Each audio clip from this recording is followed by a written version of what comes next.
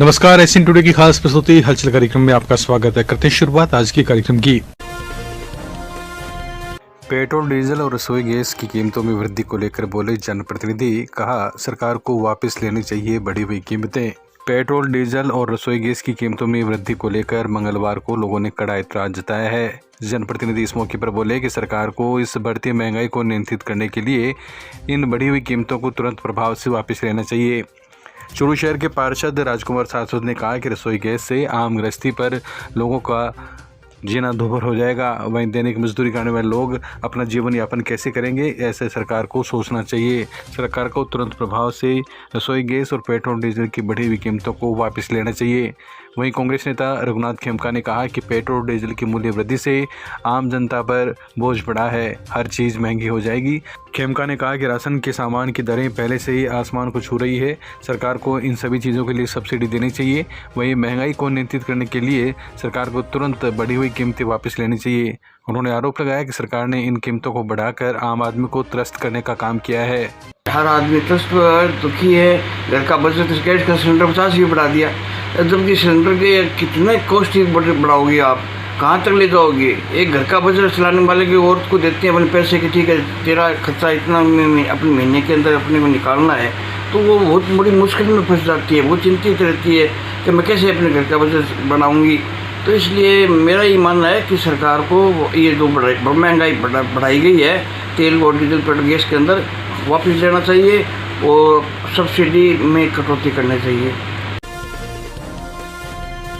शहर के इंद्रमणि निवास पर आयोजित मेले में उमड़ रही है भीड़। परिवार सहित लोग आ रहे हैं मेले का लुत्फ उठाने। जिला मुख्यालय पर धर्मस्तूप लाल घंटाघर के पास इंद्रमणि निवास में आयोजित मेगा ट्रेड फेयर में बड़ी संख्या में लोग पहुंच रहे हैं।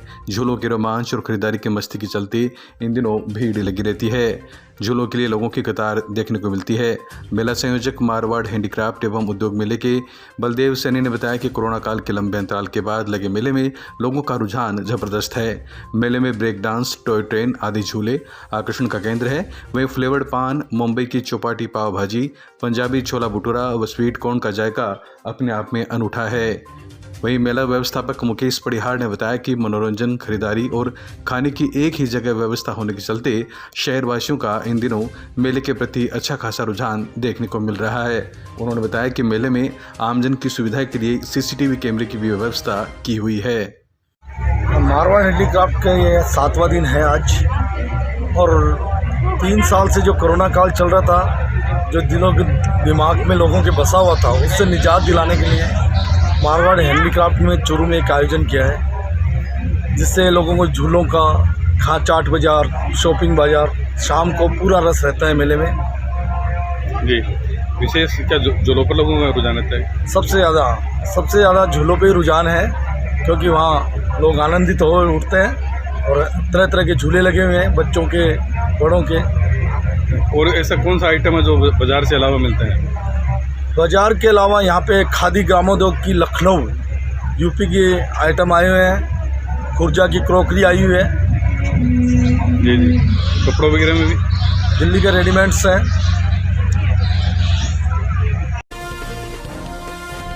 चूरू के गांव ढाडरिया चारनान में हुआ स्वैच्छिक रक्तदान शिविर का आयोजन। 30 यूनिट का हुआ रक्तदान।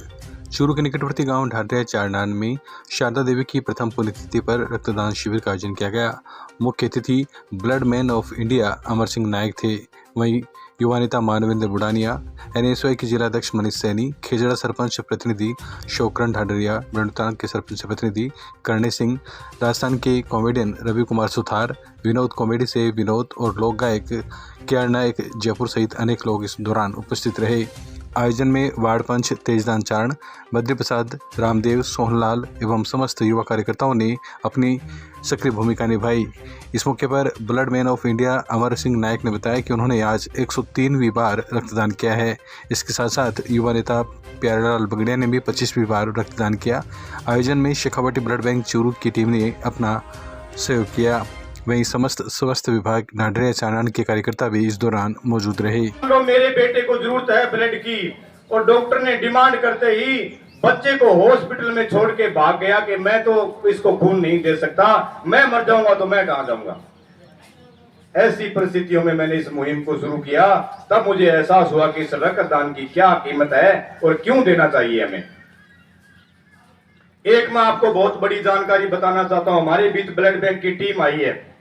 यहां चाहे 5 यूनिट हो, चाहे 100 यूनिट हो, चाहे 150 यूनिट हो, वो बात नहीं है। लेकिन आज जिस गांव ने आयोजन करवाया और कल वो इस टीम के लिए फोन करे कि सर हमारा कोई पेशेंट है, उसको 2 यूनिट ब्लड चाहिए, और इनका उत्तर आ जाए कि जी हमारे पास ब्लड नहीं है, कृपया कोई डोनर लेके आओ तब आपको ब्लड मिलेगा। ये ऐसा क्यों होता है हमारे साथ? हमें ब्लड क्यों नहीं मिलता? हमारा ब्लड कहां चला गया? ये एक बहुत बड़ा कारण है। मैं आपको बताता हूं, पूरे भारत में एक्सीडेंट केस कहीं भी होते हैं, एक्सीडेंट केस जो भी हो जाए 99%, मैं 1% नकारता नहीं हूं कि हो सकता है, 99% एक्सीडेंट केस को लोग लेके जाते हैं हॉस्पिटल में। सुजानगढ़ में नगर परिषद कार्यालय पर भाजपा नेता नरेंद्र गुर्जर का धरना 3 सूत्री मांगों को लेकर 67वें दिन भी जारी रहा। मंगलवार को धरने पर नरेंद्र गुर्जर ने एक मांग और जोड़ दी। उन्होंने दोषी अधिकारी और कर्मचारियों को निलंबित कर कठोर कार्रवाई की मांग की, जो दरबार की मूर्तियों को अपमान करने के दोषी हैं। पहले से धरने पर चल रहे नरेंद्र गुर्जर ने अपनी नई मांग को लेकर अनिश्चितकाल के लिए भूख हड़ताल भी शुरू कर दी है। भूख हड़ताल शुरू की गई तो धरना स्थल पर बजरंग दल के जिला संयोजक मोहित बचवाल, भाजपा युवा मोर्चा के अध्यक्ष अमित मोशून, ओबीसी मोर्चा के अध्यक्ष राजेश सेन, यशपाल चौधरी, भाजपा नेता गंगाधर लाखन, प्रकाश भार्गव, जुगल शर्मा, संजय वर्मा सहित अनेक लोग पहुंचे और उन्होंने नरेंद्र गुर्जर का माला पहनाकर स्वागत किया। इस मौके पर नरेंद्र ने कहा कि जब तक मांग नहीं मानी जाएगी तब तक भूख हड़ताल जारी रहेगी। बजरंग दल, विश्व हिंदू परिषद व भारतीय जनता पार्टी के नेताओं ने आंदोलन किया और उस रामद्वार को पुनः निर्माण करवाने की और दोषी अधिकारियों पर कार्रवाई की मांग को लेकर आंदोलन भी किया। लेकिन जिस तरह से सरकार इस मामले को दबाने के लिए रामद्वार का निर्माण तो चालू करवा दिया, लेकिन अपने अधिकारियों को बचाने के लिए उसमें कोई भी विभागीय या कानूनी कार्रवाई नहीं की। हम मांग करते हैं कि जिन जो दोषी अधिकारी हैं उन पे कानूनी कार्रवाई की जाए। इसके अलावा जो राजस्थान की कांग्रेस सरकार है, इस मुद्दे पर कार्रवाई करने की बजाय इसको राजनीतिक कर रही है और ये जो मामला पूरा है वो केंद्र सरकार पे डालने का प्रयास कर रही है। कल जो विधानसभा अध्यक्ष जी ने भूलवंश स्टेटमेंट दिया था, उसको कल कांग्रेस के नेताओं ने पूरे दिन सोशल मीडिया पे वायरल करके ये माहौल खड़ा करने की कोशिश की कि ये केंद्र सरकार का मामला है, जबकि वास्तविक ये है कि राजस्थान सरकार का मामला और राजस्थान सरकार को दोषी अधिकारियों पर कानूनी कार्रवाई करनी चाहिए। सुजानगढ़ की गांधी बस्ती स्थित श्री श्री 1008 बाबा मोलाद आश्रम में नाथ संप्रदाय के संतों की जमात के हरियाणा से आगम पर पुष्प वर्षा करके संतों का अभिनंदन किया गया।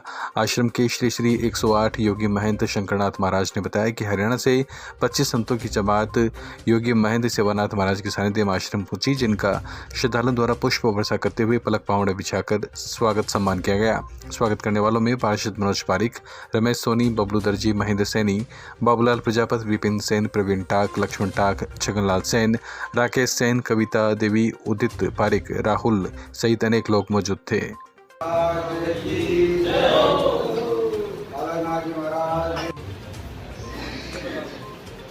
से स्वागत किया गया। श्री श्री साईं बाबा मस्तनाथ जी महाराज की जय हो। श्री रणपत मान दाता ना गए पीरों की जय हो। यह हरियाणा से जमात आई है बाबा मूलनाथ जी के आश्रम में सुजानगढ़। श्री श्री 1008 बाबा मूलनाथ जी आश्रम सुजानगढ़। कौन से महाराज के सानिध्य में जमात आई और कैसे स्वागत किया गया? गुरु मूर्ति श्री श्री 108 योगी महंत सोमनाथ जी के सानिध्य में।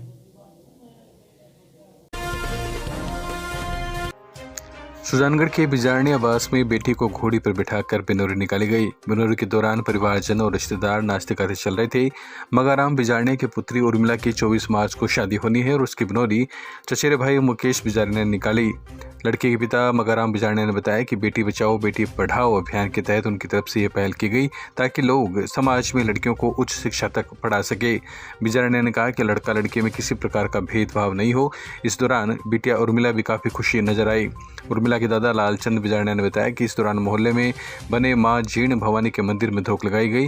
बनोरी में गिरधारी लाल, गोपाल, सहीराम, प्रेम, पंकज, गिरधारी लाल, सारण, पीथाराम जियाणी सहित काफ़ी संख्या में लोग शामिल हुए।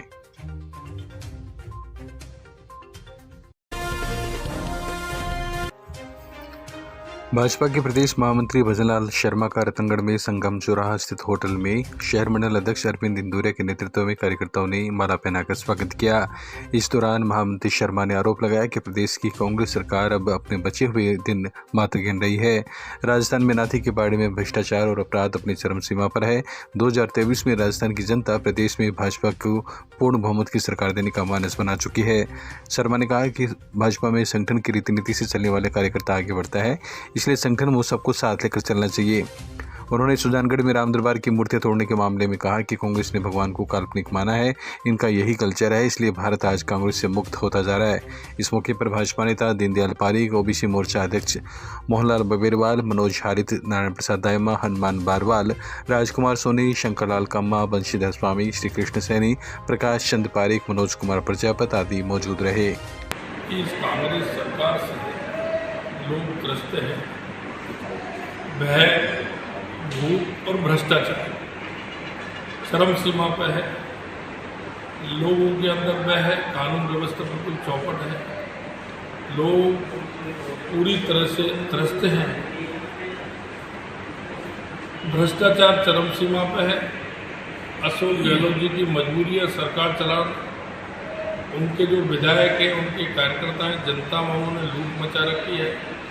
भारतीय जनता पार्टी ऐसे भ्रष्ट अधिकारियों की भी सूची बनाएगी, ऐसे भ्रष्ट नेताओं की भी संज्ञान में आएगा तो उनके खिलाफ भी मोर्चा उठाएगी, क्योंकि राजस्थान की जनता बहुत परेशान है। राजस्थान राज्य विधिक सेवा प्राधिकरण जयपुर एवं अध्यक्ष जिला विधिक सेवा प्राधिकरण चूरू के निर्देशानुसार तालुका विधिक सेवा समिति रतनगढ़ एवं जलदाय विभाग के संयुक्त तत्वावधान में मंगलवार को अंतर्राष्ट्रीय जल दिवस के अवसर पर अध्यक्ष तालुका विधिक सेवा समिति जयपाल जानी के निर्देशन में राजकीय कन्या महाविद्यालय में विधिक जागरूकता शिविर का आयोजन किया गया। मंचस्थ अतिथि संतोष इंदौरिया ने बताया कि जल प्रकृति प्रदत्त संपदा है, जिसमें पीने योग्य पानी अल्पीय है। इसका उपयोग आवश्यकता अनुसार ही किया जाना चाहिए। प्राचार्य राजेंद्र कुमार सुथार ने कहा कि वर्षा जल के भंडारण और इसका सदुपयोग हो तो ये हर आम खास व्यक्ति का दायित्व बनता है। सहायक अभियंता ओम प्रकाश महावर ने बताया कि ग्लोबल वार्मिंग के चलते पर्यावरण में असंतुलन बढ़ता जा रहा है और वैश्विक स्तर पर इसका दुष्परिणाम भी देखने को मिल रहा है, जिसमें भूजल स्तर में तेजी से गिरावट मुख्य है। आयोजन प्रभारी राजेंद्र सिंह बिदावत ने सभी का आभार जताया। इस अवसर पर उपस्थित छात्रों ने शपथ के साथ संकल्प लिया कि जल को व्यर्थ नहीं बहाएंगे, इस जीवन अमृत को हर बूंद बचाएंगे। इसकी स्थापना संयुक्त राष्ट्र संघ ने 2093 में की। तो पहले के टाइम जो कुएं थे, तालाब थे और केवल लबालब भरे हुए थे, बरसात अच्छी थी, लेकिन धीरे धीरे हमारे पानी का संतुलन 71% कम से धीरे धीरे कम हो गया। हम सब इसलिए हर घर में ट्यूबवेल है, हर घर में है, अपने यहाँ इतनी दिक्कत नहीं है, लेकिन कुछ जगह इतनी दिक्कत है कि लोगों को पानी के लिए पर्याप्त गाँव छोड़ के जाना पड़ता है कई गाँव में। इसलिए ये आवश्यकता इसलिए पड़ी कि आज तो विश्व जल दिवस हम मना रहे हैं। इसका उद्देश्य यही है कि पानी का स्तर। चूरू जिले के भालेड़ थाना अंतर्गत गांव जोड़ीपट्टा सातियों में मंगलवार को भैंस को पानी पिलाने के लिए कुंड से पानी निकालते समय पैर फिसलने से 46 वर्षीय व्यक्ति की पानी में कुंड में गिरने से मौत हो गई। घटना की सूचना पर पहुंची पुलिस ने शव को कुंड से बाहर निकलवाकर राजकीय भर्ती अस्पताल चूरू की मोर्चरी में रखवाया, जहां पोस्टमार्टम के बाद शव परिजनों को सौंप दिया गया। भालेड़ी पुलिस ने बताया कि जोड़ीपट्टा सातियों निवासी हेमराजपुरी अपने घर में मंगलवार को भैंसों को पानी पिलाने के लिए कुंड से पानी निकाल रहा था। इसी दौरान उसका पैर फिसल गया और कुंड में गिर गया, जिससे उसकी मौत हो गई। मृतक के 2 पुत्र हैं जो दोनों शादीशुदा हैं। पुलिस ने पोस्टमार्टम कर शव परिजनों को सौंप दिया। पुलिस ने मृतक के बेटे कमलेश पुरी की रिपोर्ट पर मर्ग दर्ज कर जांच शुरू की है।